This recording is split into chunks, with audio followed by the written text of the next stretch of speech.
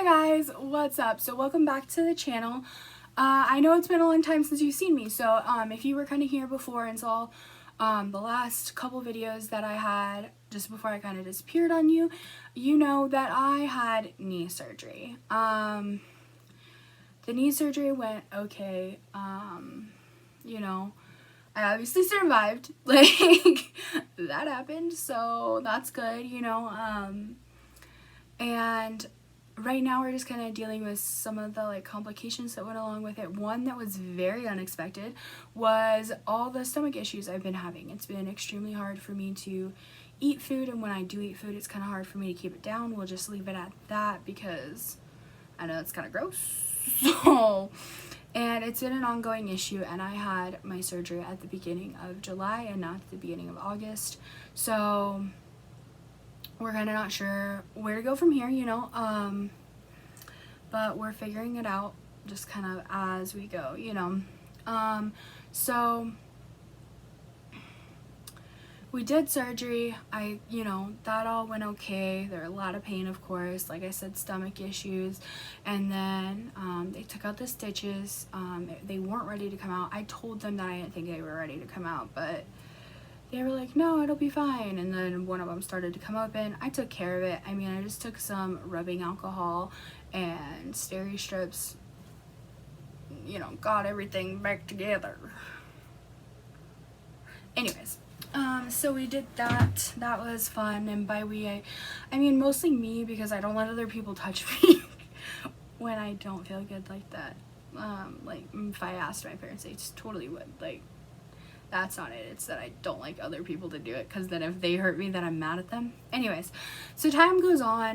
That happens. Things start to heal back up, so I don't need the steri strips anymore. And then it gets really swollen, right? Don't really know why. And so I go ahead and I put an A-strap on it, just what they sent me home with after surgery. To go over my dressing and stuff, just to kind of, you know, give it a little compression, see if we can squish out some of that fluid, get it to spread out at least, you know. Well, it's like still bothering me, right? So I go ahead and I take the wrap off after a few hours of having it on, you know, just thinking, hey, maybe it just needs a break from this, you know. I was wrong. It didn't just need a break. When I took it off, there was fluid bulging out the side of my knee. Either side, actually, at this point. Now it's just one side that's having a problem. So I called the doctor, and he was like, okay, well, ice it and stuff, and then come see me tomorrow. So I did that, saw him. He was like, oh, looks like you have a hernia now. And I was like, what? Like, first off, my first thought was, I thought, like, you got hernias in your stomach, and, like, oh, a herniated disc, you know? Like, I didn't know you could get it just anywhere, but it makes sense, you know? It kind of makes sense. But because of my Ehlers-Danlos syndrome, for those of you who don't know much about Ehlers-Danlos syndrome, he thought that it would be like worse if we just tried to fix it surgically. So we're kind of waiting to see if it'll take care of itself on its own. And yeah, and part of the reason that the fluids wouldn't just like disperse is because they're something called synovial fluids, I think is what he said. Okay, if you guys know what I'm talking about and I'm saying it wrong, let me know in the comments, because this is my first knee thing, so it's not like with my wrist where I could tell you all the bones, tendons, ligaments, all that kind of stuff, you know what I mean? First one. But yeah, I think that's what he said it was called, and so since that's something that's just supposed to be there, it's not gonna go away. So I just kind of have to, you know, do things to tolerance at this point, is what they've told me. It's extremely frustrating, because it's like, really, like, this was supposed to fix the problem. It wasn't supposed to create another problem. So yeah, that's where we are with the knee. Then about 9 days ago now, my ears started to really hurt. I went into my primary care's office where they just had basically a bunch of residents. One of them looked in my ear, sent me to ENT to get my ears cleaned out because there was a lot of earwax in there. Well, I didn't actually get to see the ENT. I just saw their technician, and yeah, he just did this thing where like they basically vacuum your ears out to get all the wax out and then sent me on my way. The next day, so that happened. I saw my PCM's office on Thursday. No, I saw them on Tuesday. Why did I think Thursday? And then the ENT office called me and got me in on Friday and did all that. And then, let's see, on Saturday, I woke up and it hurt so bad. I couldn't hardly hear out of it. Even behind my ear was swollen. Of course, inside my ear was swollen too. It was just everything was irritated, but I haven't had it like this to where like back in here is swollen as well, you know. So I called. We have access to like this nurse advice line through my insurance company, and they were like, no, you need to be seen. You need to go to the ER. And so I went into the ER, and the doctor was like, oh, you definitely have an infection, but it seems like the infection is trying to move into the bone behind your ear, where I told you it's kind of swollen back there too. That's why, because it's trying to be infected as well. And of course, through all of this, I found out about the hernia, this ear thing where it's trying to move to my bone, all this stuff. And of course, my parents are gone on their little vacation to go see their parents, you know. So that really sucked. We will kind of see how it turns out. I'm on day 2 of like these antibiotics that you put into your ear. But I'm kind of regretting not pushing them to just give me something orally, because then it'll just kill everything and I don't have to worry so much about it, you know. But we'll see. We'll go from there, you know. But with that being said, I work for a call center. So after they cleaned my ears out, I couldn't really hear and it was sore, you know. So I had to call out that day. And then Saturday I had to call out, obviously, because same thing, it hurt so bad and I couldn't really hear. And then I had to wind up calling out Sunday as well. I tried and it was just too painful and I couldn't make out what people were saying. It is getting better, like, as far as the ear part, but back here is still really swollen. It's not as discolored though, and that's what they said is the main thing, is when it gets that very discolored. They said a lot of times it'll almost turn like a purple before, once it's really infected, you know. So not trying to get that, but it was kind of funny when they told me that, because I was like, oh, well, now I can't dye my hair because I bought purple hair dye to redo my hair and everything, because it's all, I mean, you can see I tried like this one dye that didn't really take for most of my hair, but it took on the ends. Anyways, that doesn't matter, but I was like, probably shouldn't do that so that we can accurately monitor what's going on back there. So that's what we're doing right now. We're just kind of waiting and seeing if tomorrow it's not doing better, then I'm supposed to call back to like my PCM's office and see what they say. They recently just changed my PCM, so I don't, it's so annoying, because this is the second time they've changed it, and they're like, well, you have to stick with a certain type of doctor, and I'm like, really? No, I don't. Like, you guys had no problem just dumping me with whoever. But is what it is. Yeah. But we're having a lot of other issues with like the fluctuation in my blood pressure and heart rate.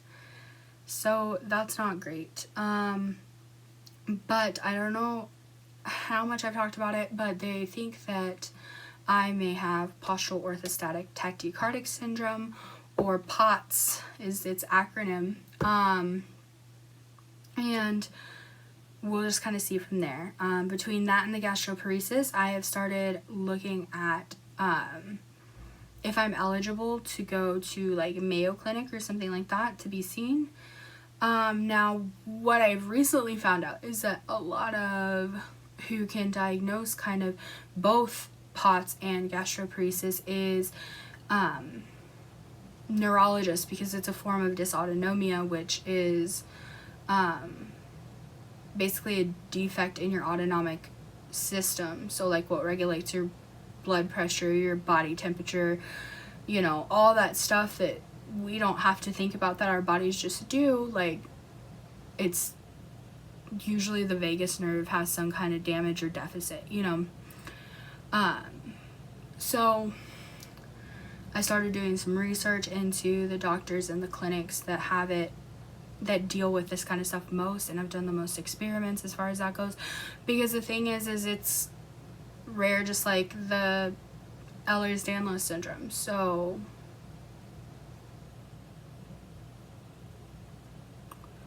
we don't really know what's gonna happen, you know.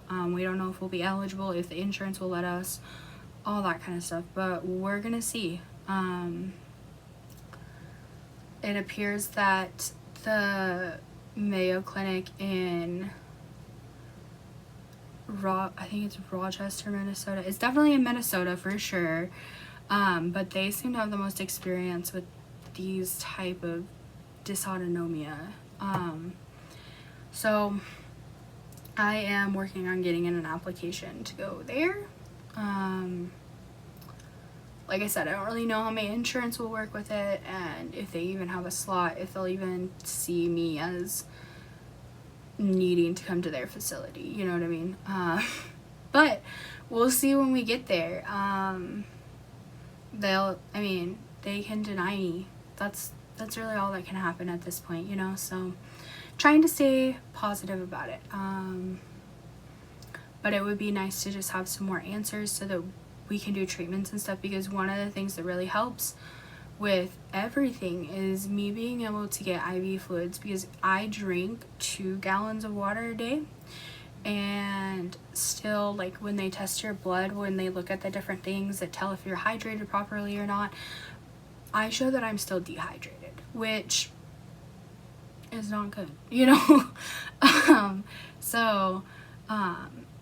But when I get things like IV fluids, I feel so much better. My blood pressure and heart rate levels out, my pain levels out, my, like, everything just starts to get better, you know.